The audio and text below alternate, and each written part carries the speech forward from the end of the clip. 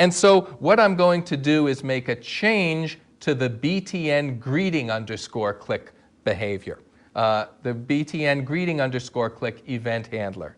And what I'm going to say is, instead of automatically putting this text in the caption of the form, I'm going to insert a carriage return, and up here I'm going to add a condition. I'm going to say if MNU English dot checked is true, equals true, then we want this message to be displayed. Notice I got a little squiggly underline here. That's the Visual Basic compiler telling you that there's some action that needs to be taken.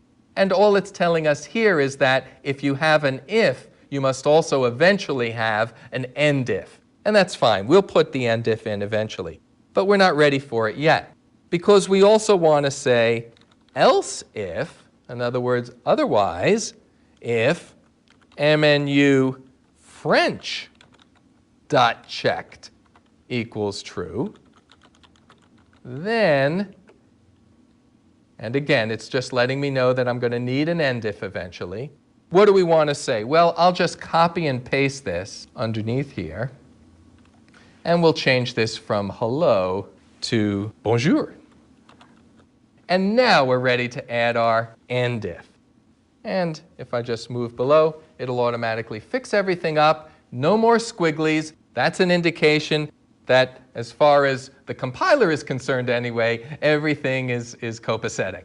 Let's try running it and see if it runs the way we expected. I'll click up here on the Start button. Again, you can also hit F5 to do this if you prefer.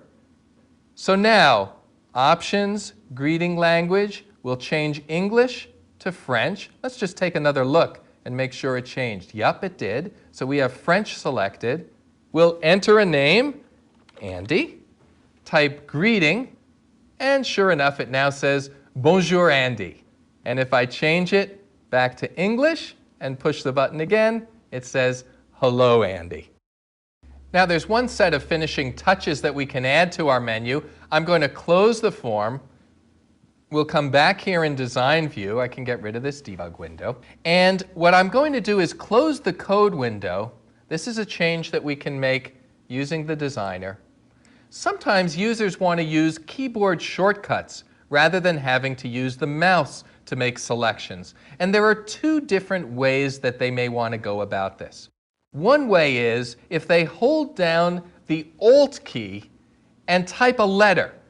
You know, for example, we can look up top here at the File menu, and you see that underneath the F, there's an underscore. And that indicates that a user could hold down the Alt key, as I'm doing right now, and type F, and they'll select that menu. That's the kind of functionality that we're going to add to our menu. And the way we'll do that, creating what's called an access key or an accelerator key, is to select that menu item, Options, and come over here and change the text from Options, which it is now, to ampersand Options. So that ampersand character has a magic effect of creating an underscore underneath whatever letter follows it, which in this case is the O. I'll click away, and then you see that the underscore shows up underneath the O in Options.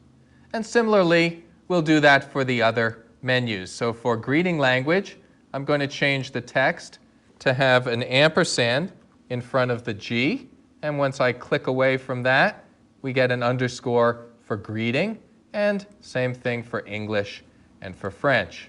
Add an ampersand for English and add an ampersand for French.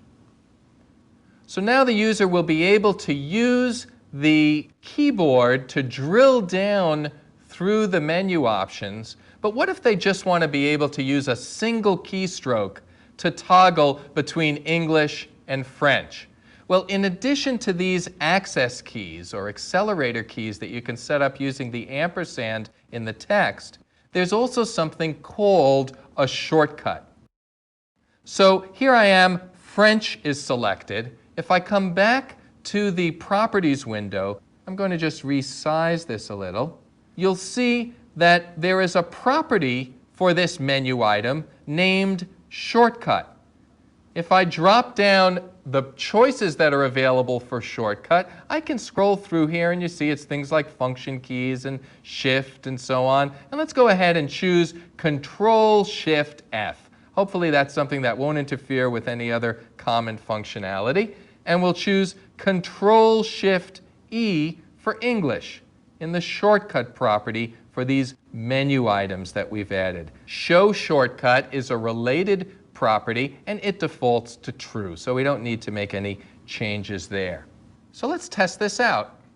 I'll go ahead and use the Start button to run the form, and then I'll hold the Alt key down and click O, and we automatically have selected Options. And with the Alt key down, I'll click G. We've selected there, and now I'll click F to select French, and I'll try typing in my name, Andy, and click on the greeting button, and sure enough, it changed to French. And now to change it back to English, instead of having to drill through, I'll just choose Control-Shift-E for English.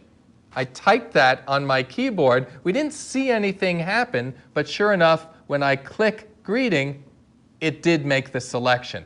So when you use those shortcut buttons, it doesn't open up the menu, it just automatically executes that menu command. Now, if you really want to add support for multiple languages to your application, I don't suggest that you follow the strategy that I just showed you here. In fact, VisualStudio.net has terrific support for globalization and localization. And if you're interested in that, just do a search in help on globalization and localization, and you'll see the kind of support that exists. But I do hope that this simple demonstration gave you an idea of how easily you can add menus to your Windows application.